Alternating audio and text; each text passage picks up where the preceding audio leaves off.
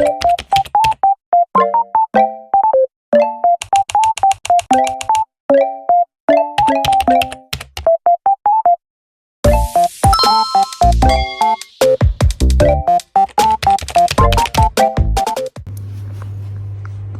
morning.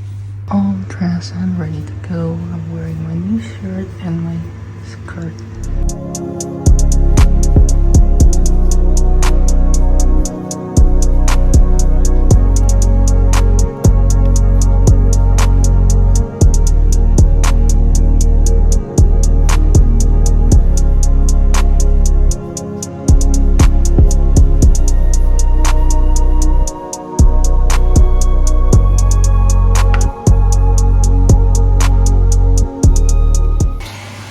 My makeup so far.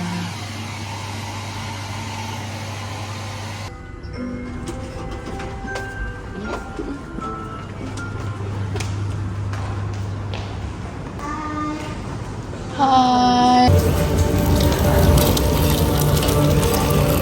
Breakfast time.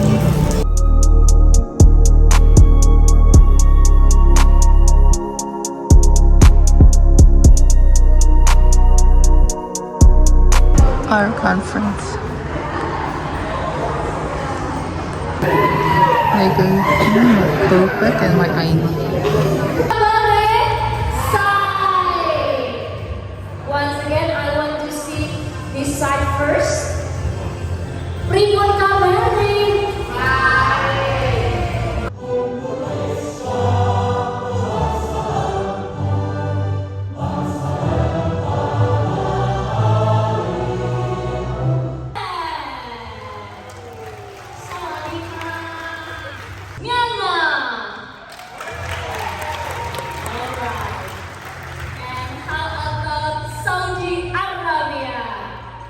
Communication Science Department of Universitas Atmajaya, Yogyakarta. I'm the General Chairperson representing the International Joint Conference COMICOS and APEN 2026. Following the program.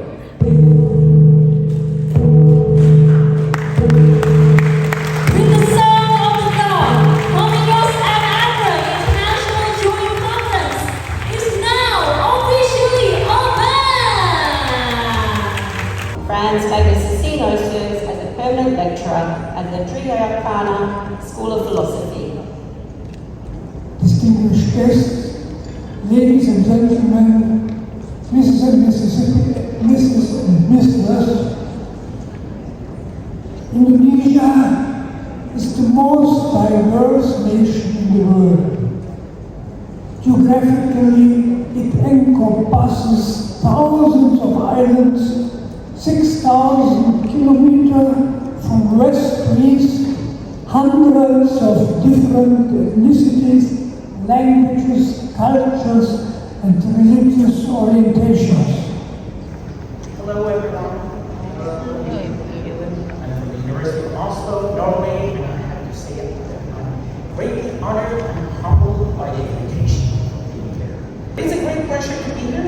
It's a great pleasure to speak to you about this key or this topic of sustainability.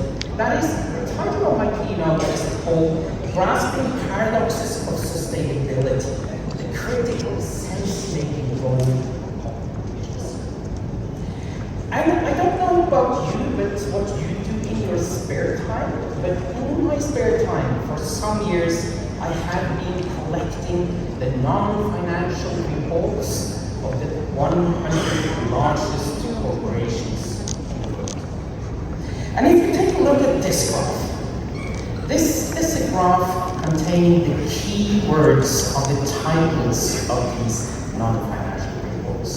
Again, it's the non-financial reports of the 100 largest corporations in the world. But if we look closely at these reports and dive into what do they actually say, we find statements like, for instance, this one from Walmart. Well, sustainability is about creating prosperity for people while we are sustaining and actually restoring our planet.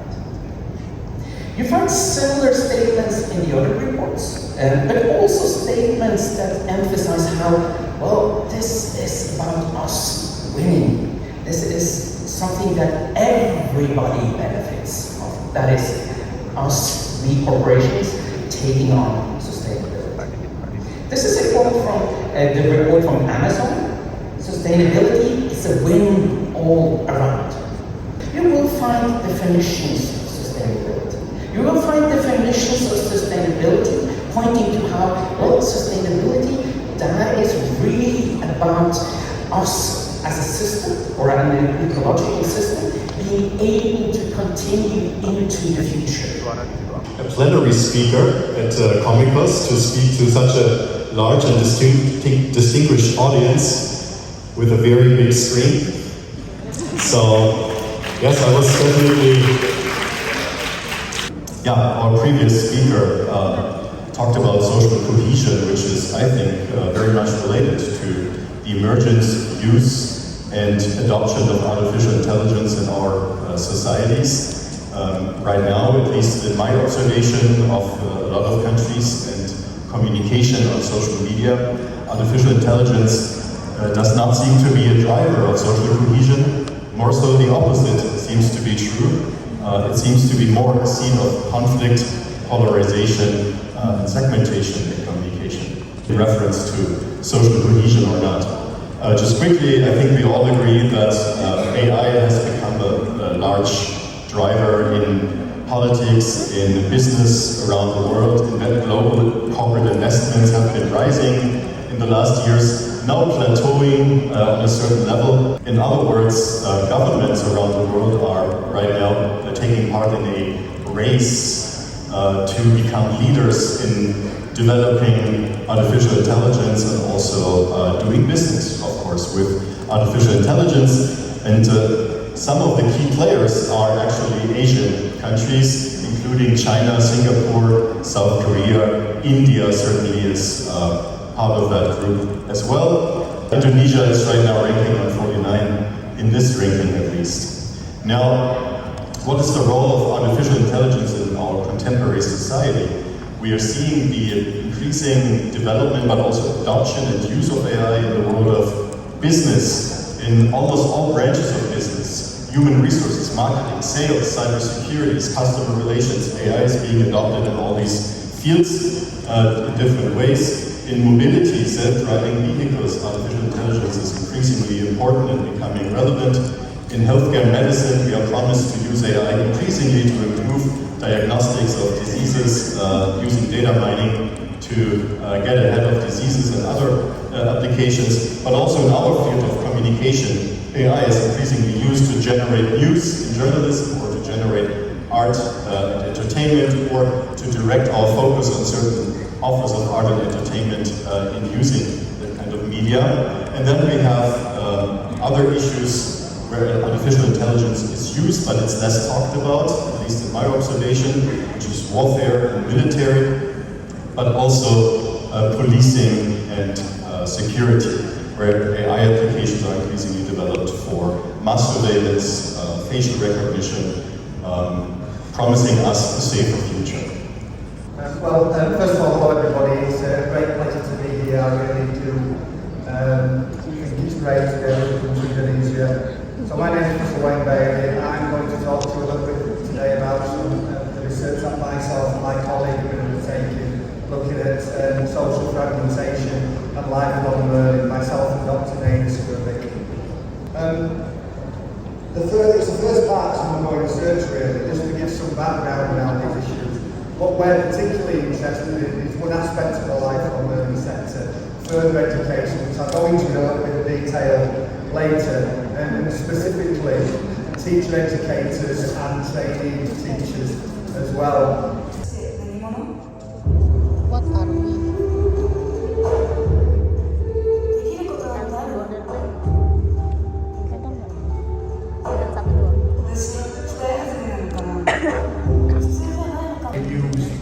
To help people connect. I mean, very often our economic Lunchtime.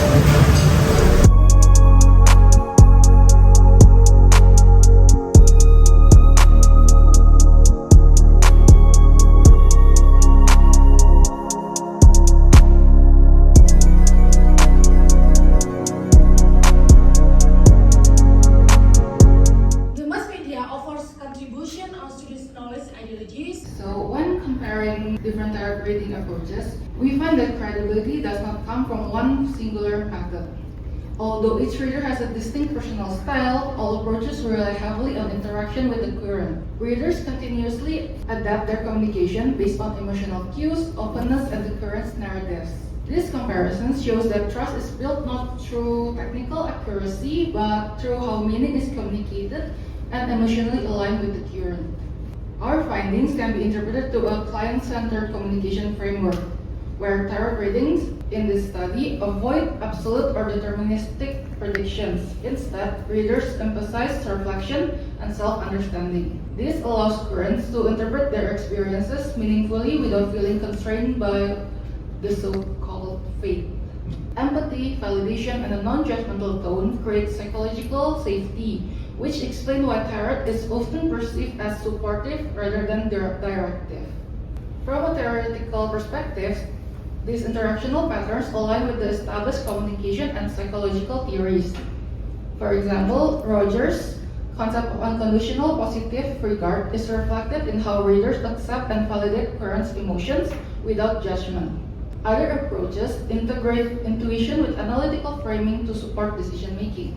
Emotional engagement plays a central role. Attention to feelings and emotional resonance strengthens perceived insight and deepens personal meaning, particularly for emotionally oriented currents. Overall, our study demonstrates that trust in tarot is not inherent to the cards themselves, but is co-created through communication.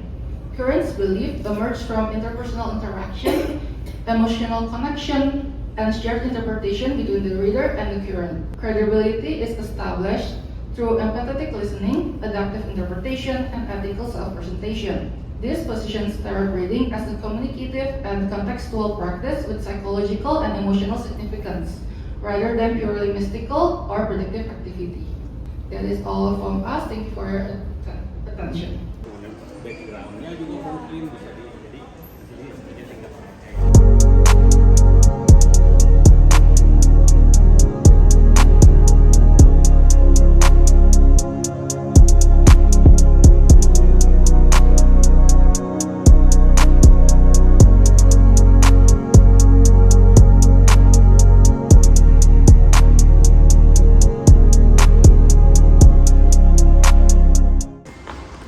This is my outfit. I'm wearing a long black dress from Mark & Spencer, my lanyard, and I didn't do anything different for my face and hair.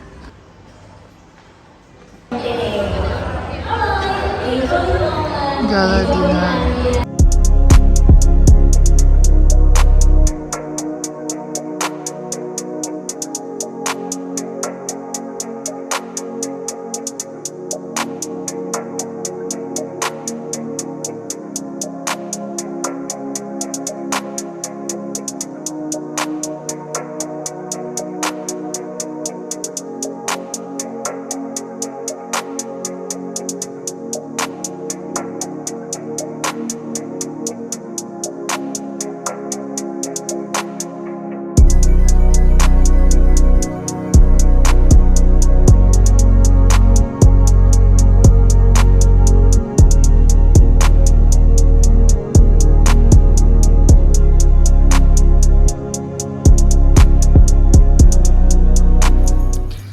That's all for today. Thank you guys for watching.